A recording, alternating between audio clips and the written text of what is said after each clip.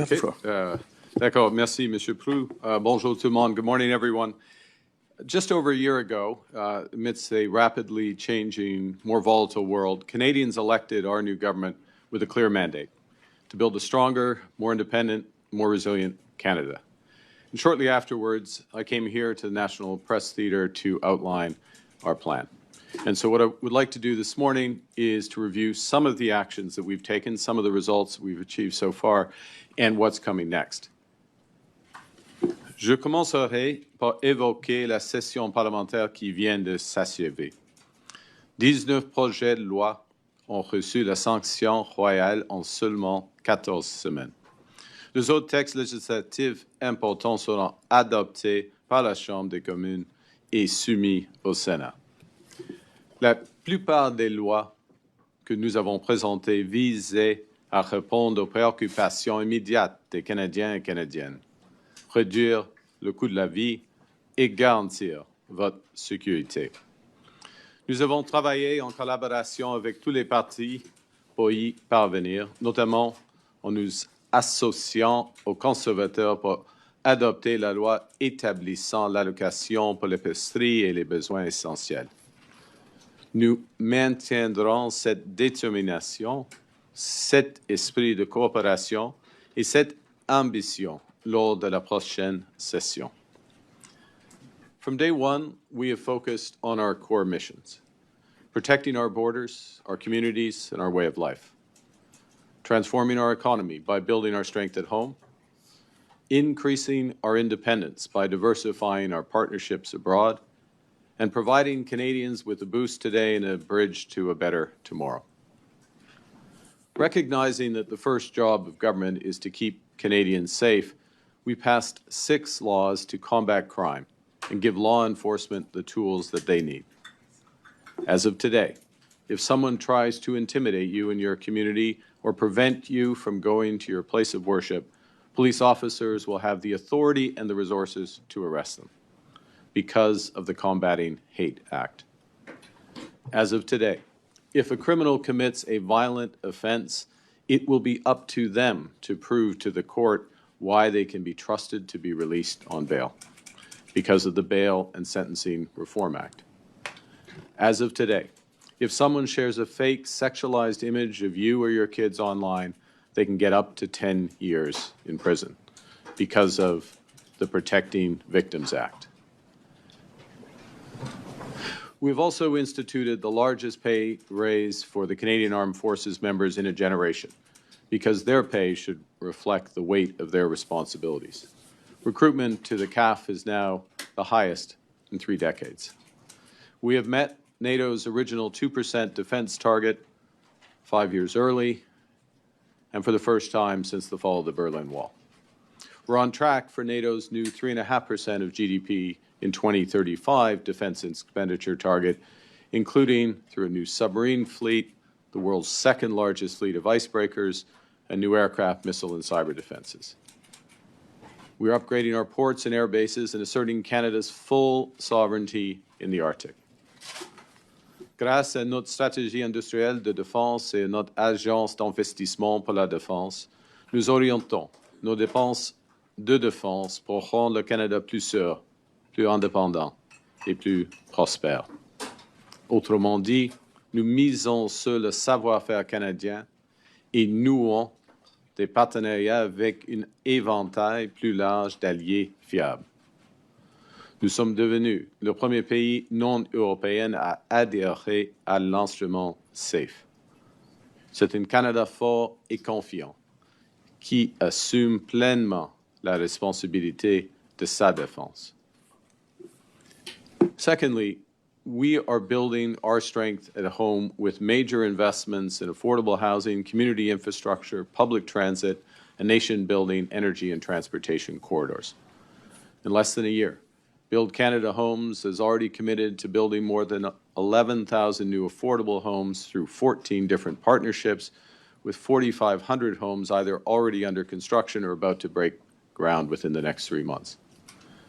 We're reducing the cost of buying and building homes. We eliminated the GST on homes worth up to $1 million for first-time buyers, we signed new agreements with Ontario and British Columbia to cut development charges by up to 50%.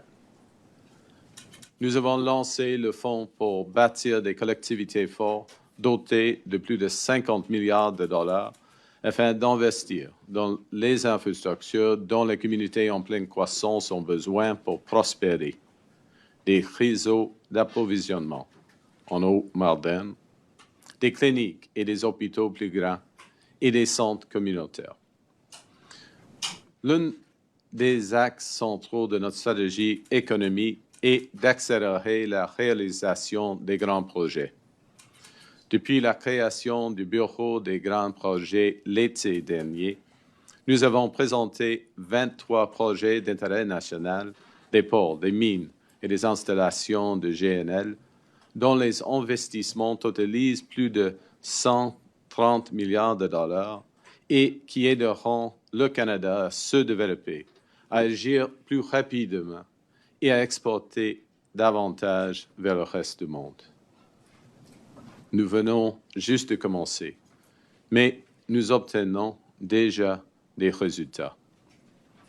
L'an dernier, les travaux de construction de la nouvelle centrale nucléaire de Darlington en Ontario ont été lancés. En avril, nous avons entrepris le projet d'agrandissement du terminal de Contrecoeur au port de Montréal. Le mois dernier, nous avons donné le coup d'envoi au projet de mine de graphite Nouveau Monde au Québec. Et le mois prochain, nous lancerons le projet d'autoroute de la vallée de Mackenzie dans les territoires du Nord-Ouest. C'est un projet dont j'entends parler depuis mon enfance. Ce n'est que début. To build a more resilient and independent Canada, we've secured more than 20 economic and security partnerships across 5 continents over the past year. Our existing free trade deals already provide access to 1.5 billion consumers. We're now on track to double that market this year with deals from India to ASEAN. Despite challenges, Canada maintains the best deal of any major U.S. trading partnership, with 85% of our trade remaining tariff-free. We're working with the United States and Mexico to modernize CUSMA to provide greater certainty for workers and businesses and to create lasting prosperity across the continent. We're in the process of becoming the world's alternative to China as a reliable supplier of critical minerals. We're a trusted partner in a world that's anything but. And this September, we'll convene the world's largest investors in Toronto for the first ever Canada Investment Summit. Our goal is to transform the Canadian economy into the strongest in the G7. That's a big task, but the early signs are encouraging. We've taken back control of immigration. Asylum claims are down by a third. Temporary foreign workers arrivals down by half, and international student arrivals down by 60%. We can now carefully rebuild a sustainable immigration system consistent with Canadian values. We have reinforced the strongest fiscal position in the G7 by cutting operating spending growth from over 8% a year to less than 2%, all while boosting our vital social programs. Housing costs and rental affordability are improving, with the rent-to-income ratio falling to its lowest level in over 6 years. Canada is now creating jobs at twice the rate of the United States. Our business investments are growing in machinery and equipment at double-digit rates. Non-U.S. exports are up sharply, and we're on track to double them over the next decade. Foreign direct investment in Canada is at its highest level in 2 decades, running at twice the rate of our nearest G7 peer. And we now rank as the most attractive country in the world for infrastructure investment. We have the right plan, we're on track, but there's much, much more to do. And we have always recognized that some of the biggest payoffs from that plan will take time. That's why our government has been giving Canadians a boost today and a bridge to tomorrow. Our first act as new government was to cut income taxes for 22 million middle-class Canadians. Our first initiative this calendar year was to introduce the Canada Groceries and Essential Benefits for 12 million Canadians, meaning up to $1,890 for a family of four. The first action we took as a majority government was to suspend the federal fuel excise tax, saving Canadians up to 10 cents a litre at the pump until Labor Day. We've cut taxes on homes, incomes, and investment, all while protecting the vital social programs that Canadians rely on every day, including childcare, pharmacare, and dental care. We've just launched a new national food security strategy to spur more competition for your hard-earned dollar, to produce more food at home, and to lower grocery bills. We're giving the Competition Bureau more resources to get Canadians a fair deal at the checkout counter. We're cracking down on surveillance pricing by protecting your privacy. Ce n'est pas seulement ce que nous construisons qui compte, mais aussi comment nous le faisons.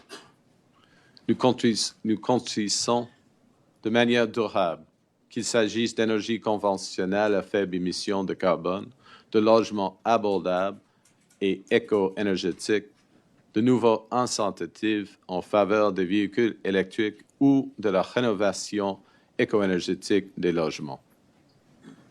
Nous construisons de manière inclusive, en véritable partenariat avec les peuples autochtones. Nous construisons en solidarité avec les travailleurs, notamment en mettant en place l'initiative Une équipe Canada forte qui prévoit jusqu'à 100 000 nouveaux stages dans les métiers spécialisés. Nous construisons à l'aide de ressources canadiennes. And we're building in the true spirit of cooperative federalism. I've met with the premiers 12 times over the past year. We're working together to make Canadian communities safer, to create one Canadian economy, and to build Canada strong. In recent months, our government has forged a new housing and infrastructure agreements with Quebec, Ontario, and British Columbia. We're working to expand uranium production in Saskatchewan and critical minerals production everywhere. We've announced a series of major infrastructure and defense projects across all the provinces and territories. All of those provinces and territories either have or are negotiating cooperation agreements to streamline regulatory processes. We've started as we mean to go on. We will deepen cooperative federalism with initiatives ranging from Alberta's proposed carbon capture and pipeline to the West Coast, to new hydroelectricity and renewable energy in the Atlantic provinces, and new ports and transportation corridors from Churchill to Grays Bay. We will accelerate investments in energy and transportation infrastructure to create jobs, strengthen our sovereignty, and share prosperity across current and future generations of Canadians. We will help Canadians harness the potential of AI while protecting your data, your privacy, and your kids. We will strengthen our partnerships abroad to open new marketplaces and to bolster our independence. And we will remain laser-focused on improving affordability and on ensuring that all Canadians share in the benefits of a Canada that is not just strong, but good. Because we are building Canada strong for all of the time. Thank you very much, merci, and I look forward to your questions. Merci. Thank you, Prime Minister. We'll now go to the question period. A little reminder to please keep your question as short as possible so we can pass as many reporters as possible sur la base de une question de suivi. On va commencer aujourd'hui en français avec Mylène Crête, La Presse. Bonjour, M. Carney. Bonjour, madame. C'est un fusil de type SKS qui a été utilisé pour tuer le policier Mohamed Lamine Benredouane à Montréal il y a quelques jours. Est-ce que vous allez utiliser votre majorité parlementaire pour interdire la SKS? Tout d'abord, je voudrais souligner mes condoléances extrêmes pour la famille de l'officier qui a été tué, que l'autre officier qui est gravement blessé, l'autre individu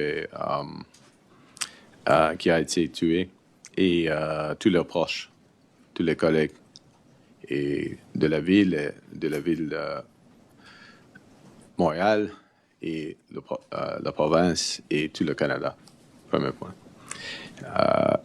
En ce qui concerne le SKS, en ce qui concerne l'enquête qui est en train, c'est la responsabilité à ce moment-ci de la Sûreté du Québec, assistée bien sûr par la SPVM et quand il est nécessaire avec le GRC. Et c'est pas pour moi de confirmer les détails de cette enquête. Je suis en train de tous les détails, je crois. Je viens de recevoir un autre brevetage ce matin. En ce qui concerne le processus de prohibition de certaines armes à feu, nous sommes en train de faire une réforme de ce processus afin d'avoir les décisions des experts, c'est-à-dire le GRC, de décider lequel il faut faire une prohibition. Alors, pour le moment, c'est tout. Est-ce que vous... English on the SKS? Okay, so I began. I'm going to give the whole answer, if I may, because I think it's important. I began by expressing, and I will reaffirm, my sincere condolences to the families, the friends, the colleagues of the officer who was killed, his colleague who was gravely injured, all those affected in the SPVM by those events, the civilian who died, his family,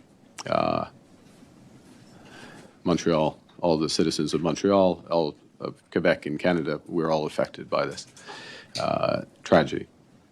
The inquiry, the investigation, more precisely, is led by, overseen by the Sûreté du Québec, obviously assisted by the SPVM, and as necessary by the RCMP. I'm receiving regular updates on procedures of that. It is not for me to confirm specific aspects of that investigation. I leave those to the relevant authorities who make these decisions, as I know from previous circumstances, make these decisions in a very deliberate way, consistent with their responsibilities. So I leave it to them. And then with respect to the arms control and firearm decisions around specifics, we are in the process of moving towards an expert-led system, specifically by the RCMP. We would have to introduce legislation for that to make those determinations, to make and to provide the full resources and the direct determinations so that they are made clearly, consistently in advance and particularly as there are new firearms coming on, that they make those decisions. Thank you. Ma question de suivi, Oui. c'est est-ce que vous considérez que l'interdiction des armes à feu de style armes d'assaut atteint l'objectif de prévenir les tueries de masse? But, OK. Je fais référence à ma dernière réponse en ce qui concerne les détails de l'enquête. Ce n'est pas pour moi de confirmer des détails de l'enquête. Ce n'est pas approprié. Non, il faut faire plus, ça c'est clair. Et c'est un enjeu complexe. Ça inclut, oui, les armes à feu, les armes d'assaut, mais il faut avoir des... je peux souligner, c'est pas probablement, ce n'était pas le cas dans ce circonstance, mais en général, c'est nécessaire de resserrer les règles pour le libre circulation, de renforcer les punitions pour des crimes violents, de renforcer des punitions pour des crimes agressifs contre les femmes. OK? Et sont tous les mesures que le gouvernement vient de mettre devant le Parlement. Et dans seulement un cas, le C9, la loi contre la haine, où nous avons reçu le soutien du Bloc. Dans tous les autres cas, c'est seulement le gouvernement qui a eu le courage de resserrer nos lois contre la violence. Alors, c'est un aspect de la réponse. C'est pas tout, mais c'est important. Et nous avons respecté nos engagements pendant la campagne électorale et les autres partis. Next question, Kyle Duggan, Canadian Press. Thank you for taking our questions. Mr. Prime Minister, how would you characterize your discussion with Donald Trump in advance of the NATO talks? And is the U.S. finally getting the sense that we're increasing our defense spending, or do they still see us as a free rider? Well, first, the president called me yesterday. We had a long discussion with him and at times some of his senior officials, Secretary Hegseth and his commander-in-chief, on a range of issues, some related to NATO, some related to the situation in Iran and the broader Middle East, both current and structural issues. Is very constructive conversation. There's things we're working on together. I think those are best left till they come to fruition.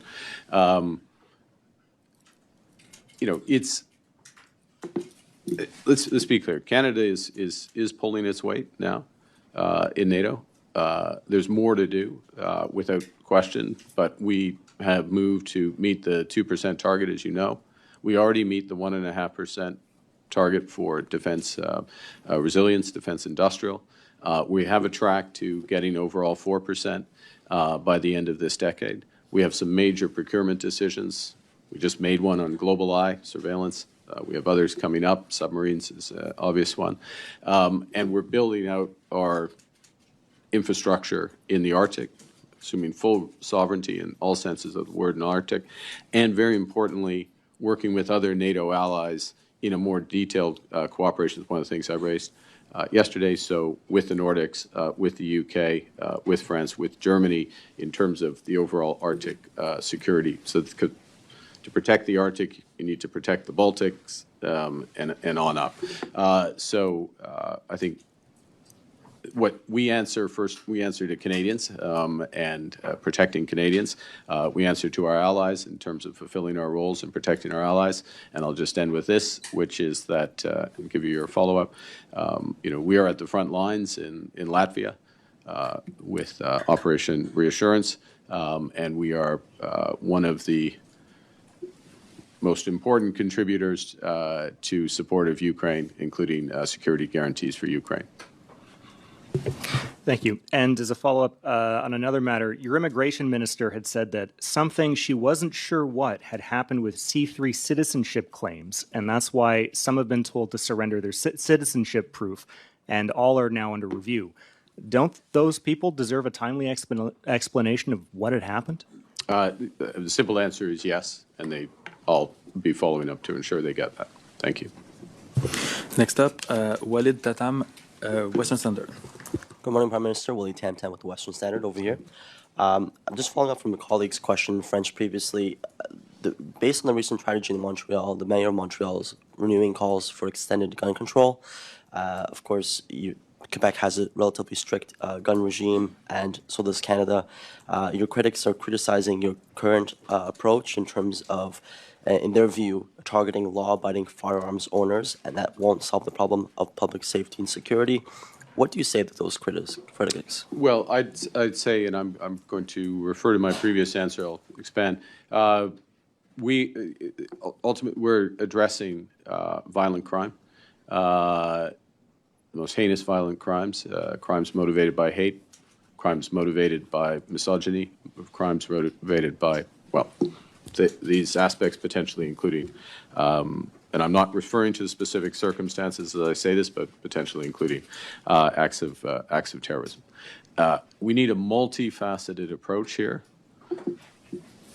Part of it is gun control, and ensuring that with respect to gun control, one of our responsibilities, of course, is to act within our constitutional responsibilities. As you would know, there are Supreme Court challenges and Supreme Court review that is in train, possible decision next year in terms of our firearm, some aspects of our firearm measures. So we have to act consistent, obviously, within the law. Number one.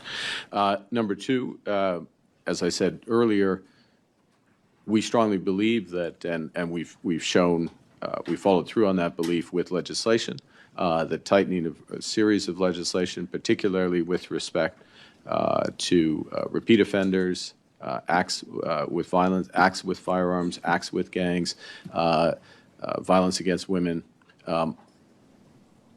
crimes in and of themselves, which need to be punished and addressed appropriately. Also, as evidence has shown over time, crimes that it's a terrible euphemism, but can be precursors to more violent acts. So we're acting in those aspects as well, and obviously we work with provinces and municipalities where we can. Just a follow-up on another area. Your government has recently announced some spending measures on promoting peace between Israelis and Palestinians. So I want to revisit your stated objective. You said a year ago you wanted to see a, quote, Zionist Palestinian state. Can you clarify if you still support that stance, and do you consider yourself a Zionist? In the following respect is what I said, and it's consistent with our announcement a little less than a year ago around moving to a process to recognize the state of Palestine, which is a decision we took, and I stand by this. We took because the possibility, the prospect, the probability of a two-state solution was receding.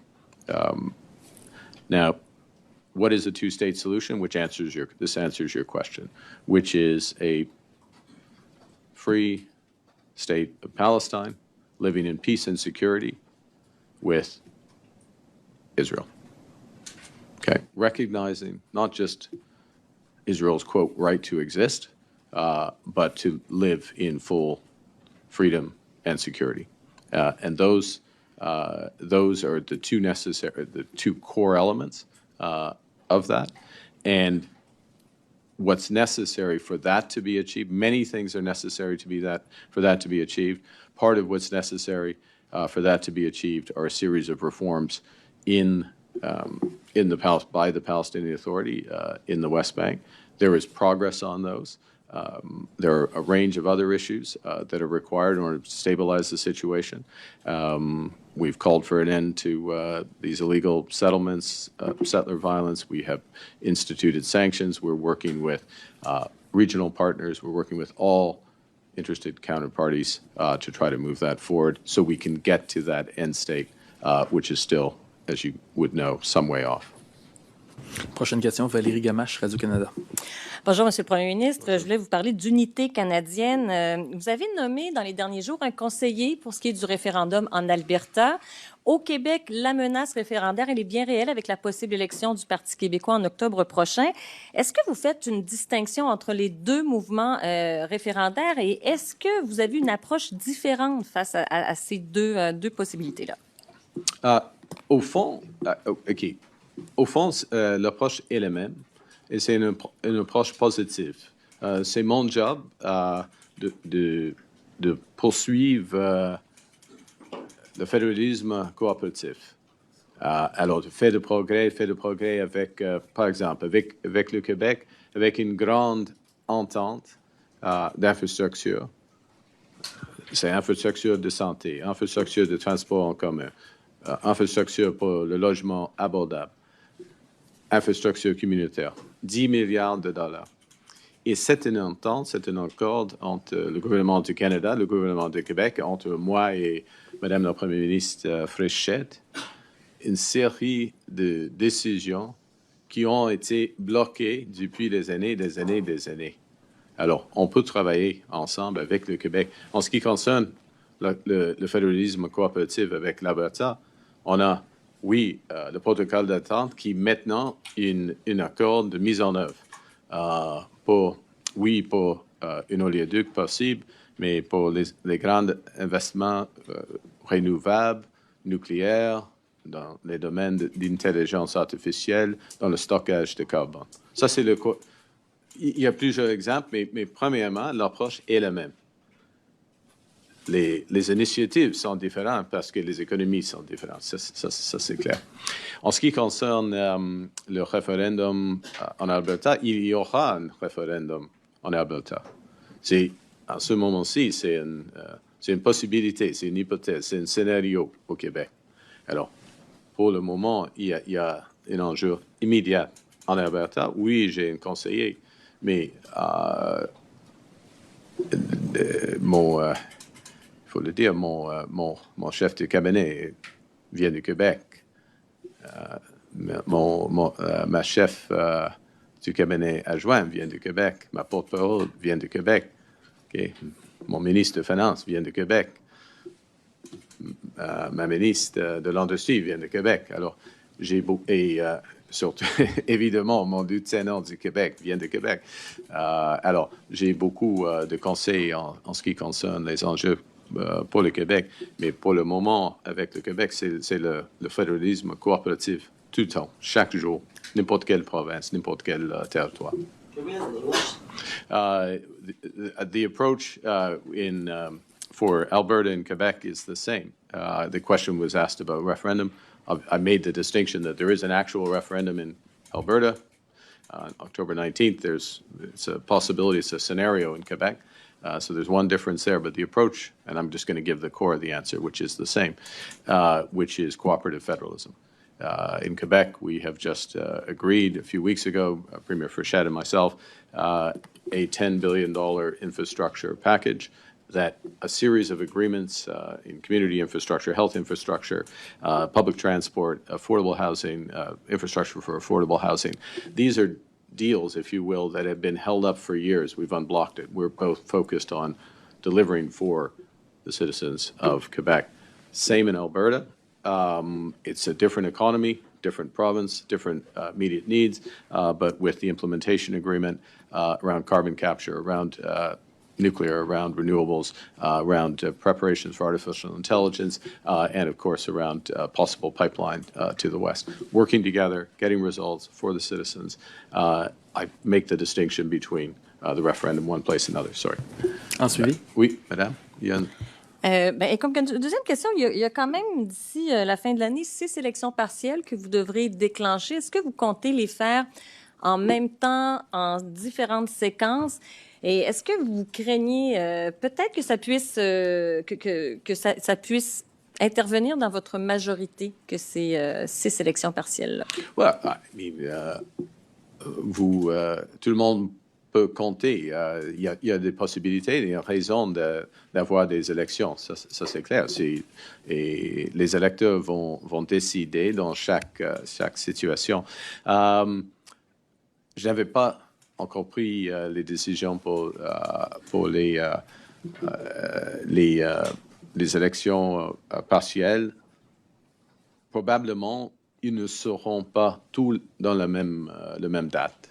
En effet, il y a une élection, par exemple, au Québec. Il y a des enjeux là. Oui. Next up, sorry. Oui, non. Marika Walsh, Globe and Mail. Hi.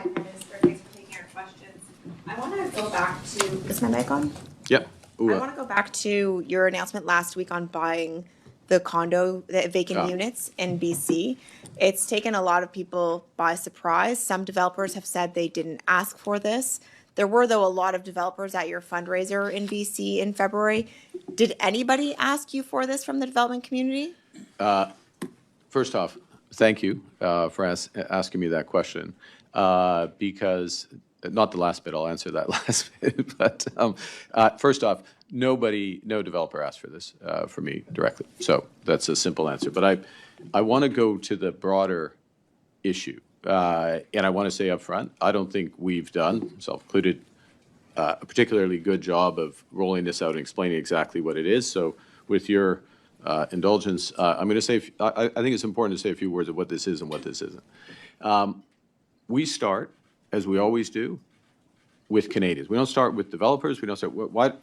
Yes, it's great that there are developers and they build condos. What we care about is affordable housing, enough affordable housing, in this case, for the people of British Columbia.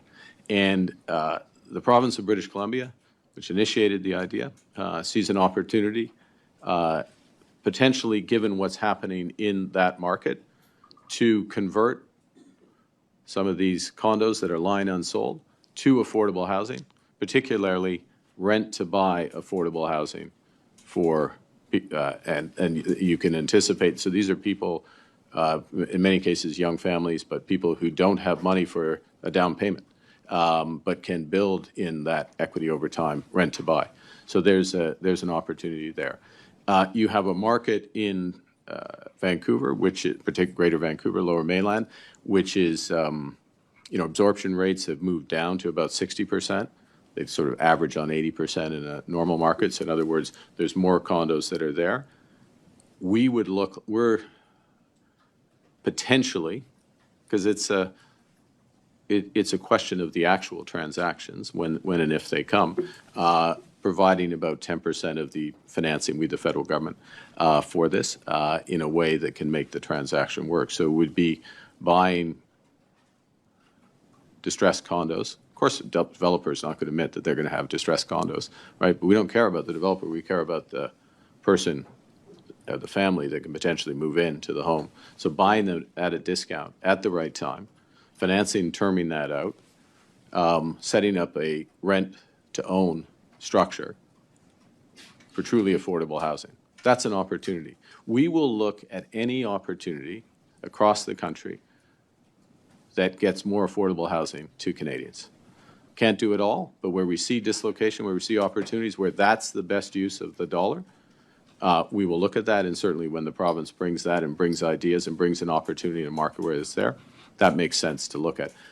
There's no specific transaction. There's no specific contemplated transaction at this stage, but there is an opportunity, and if it's there, and I think the issue will be if and when there are transactions, then judge those transactions on the basis of the economics of that, not on the concept. So we haven't done a good job of, which is why one of the reasons why you're asking the question, of explaining all the economics of that. But there's an opportunity, and if it's there, we'll pursue it for the family.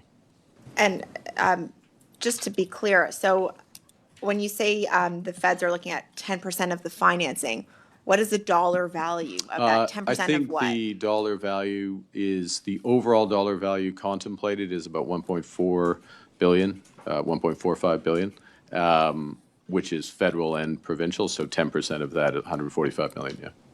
And so that will be all rent to buy and It only will- in BC? well, it'll depend or on- will the government also be Sorry, buying these? Well, look, I don't know how much, we can give you, we'll get someone to give you, it depends on what's available, Ms. Walsh. And, as things become available, as the structure's there, again, I think the core point, and I'll stop here, is that there's an opportunity that potentially gets affordable housing to families, particularly those who can't get the down payment together.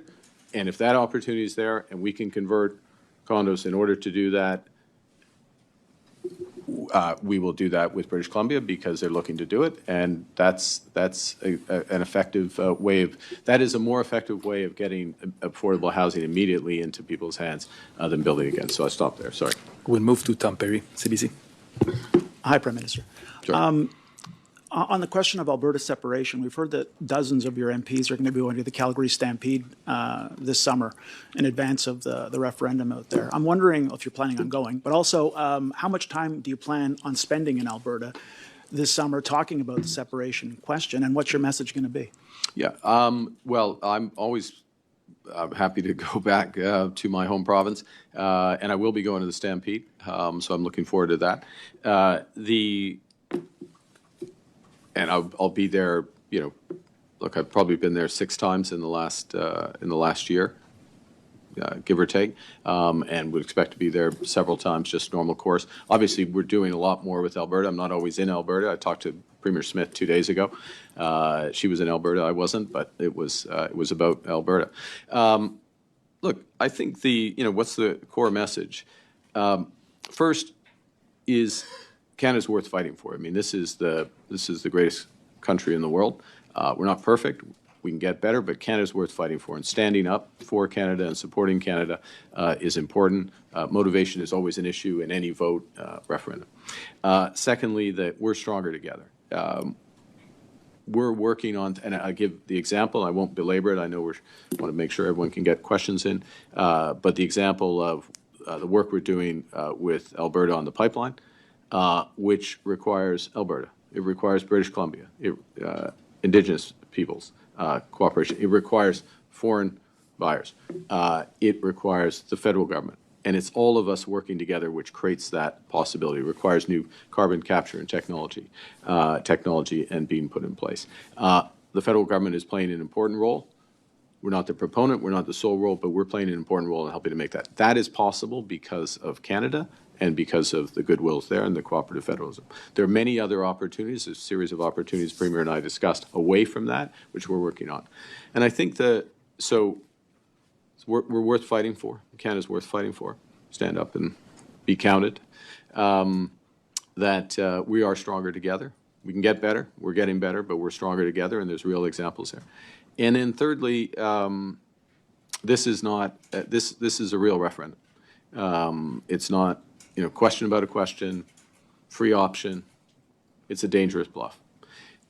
We're literally at 10 years anniversary of Brexit, and I saw firsthand what gets sold in these referenda, that everything's going to be easy, that you can keep your passport, you can keep the currency, you can stay in the country and leave it at the same time. You get all the benefits, but none of it. And you see what's happened in the United Kingdom. It's very reminiscent. At a minimum, it's years of uncertainty before the subsequent question comes, right at a time the world is fundamentally uncertain, right at a time Alberta and Canada, Quebec, Ontario, the territories, the whole country are moving to the forefront, right at the time when we're seen as one of the most trustworthy, reliable, desirable countries to do business with, and we shouldn't mess that up. As a follow-up, sir, on a different topic, 24 Sussex Drive. You've said that you'd like to see future prime ministers take up residence there. Yes. Why? And why do you think that's important? And what would you like to see happen to this building, and why is it so important? Great question. I'll have a press conference tomorrow to answer that. I'll just let you know, I'll have a press conference tomorrow to answer that, but I'll have more time. Really? Wait. All right. No. We got it there's something new every day, Tonda. No, it's just demain. We'll go to Abigail. There's one question I'm not going to answer today, which is Abigail Biman, CTV. Thank you. Ambassador Hoekstra told CTV News on Tuesday that Canada and the U.S. aren't, quote, anywhere close in terms of a deal. You just spoke with the president yesterday. Do you agree? What I have seen with the president is that you're not close to make a deal and then you make a deal. I've seen that in different cases. It doesn't mean the deals are good deals, but it means being prepared, having done the work, knowing what you want. So both things can be true. The ambassador also said he believed that the next steps would really be at the president and prime ministerial level. I'm wondering if you agree with that. And also, I mean, you spoke a lot about your call being about the Middle East.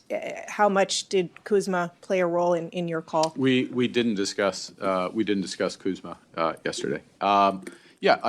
Look, ultimately, a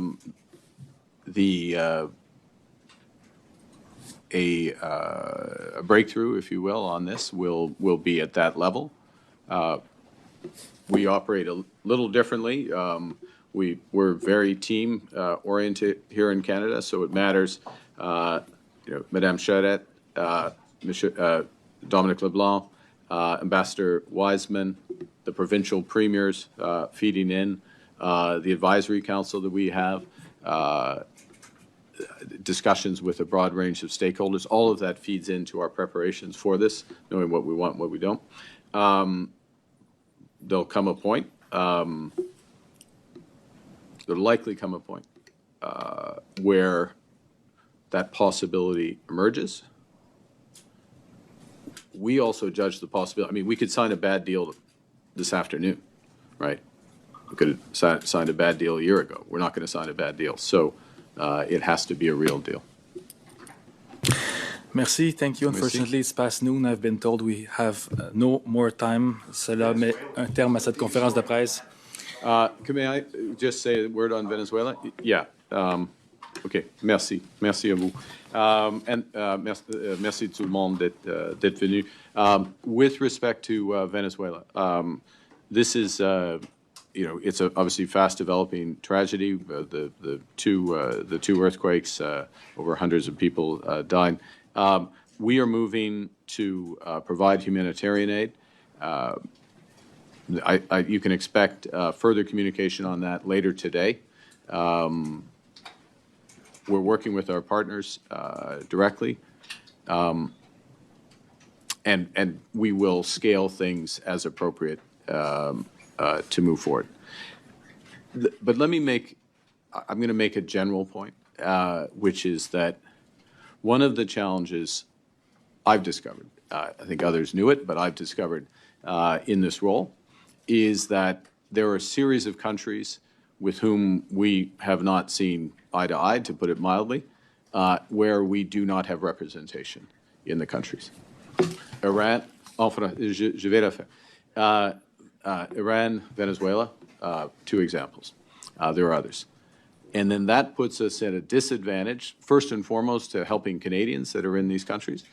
Consular cases, we've had to rely on allies and countries that also who aren't our natural allies to help us, particularly in Iran, and help Canadians, get Canadians out. Venezuela situation. Now, there's on one level, there's very good reasons for that, but it means that we're not fulfilling a basic responsibility as government, and we're working through this, but I'm going to give you my view. Is that engagement is not endorsement. Having an embassy, having consular services in a country does not mean we endorse the policies of that country. It does mean we have diplomatic relations. It does mean that we have people there that can help Canadians, and in human tragedies can provide more immediate on-the-ground assistance where we can be helpful. And yes, that takes resources, but moving towards that is, in my judgment, decision to be made, is what we need to do. En français, no, I'm not about to make that no. We've had no discussions about that. Sorry, this is we have press conferences breaking out. So it's pandemonium. We've had no discussion. I'm making a general point. Which has specific examples. Et je vais faire un résumé en français si je peux. Il y a un problème en général dans des cas comme en Iran et en Venezuela où nous n'avons pas, le Canada n'a pas une ambassade, pas de personnel là, et il y a des Canadiens et Canadiens là, il y a des situations terribles, des crises humanitaires, et c'est bien difficile d'agir rapidement. Selon moi, on doit changer la politique parce que c'est pas une question que d'être engagé, d'être là. C'est pas une approbation du régime, n'importe quel régime, mais c'est un service des Canadiens et des Canadiens et d'être humain en même temps. Alors, mais ce sera un sujet de notre conférence de presse. Okay. Merci. Et on a très hâte. Merci beaucoup. Ceci met un terme à cette conférence de presse. Thank you very much, colleague, for your professionalism.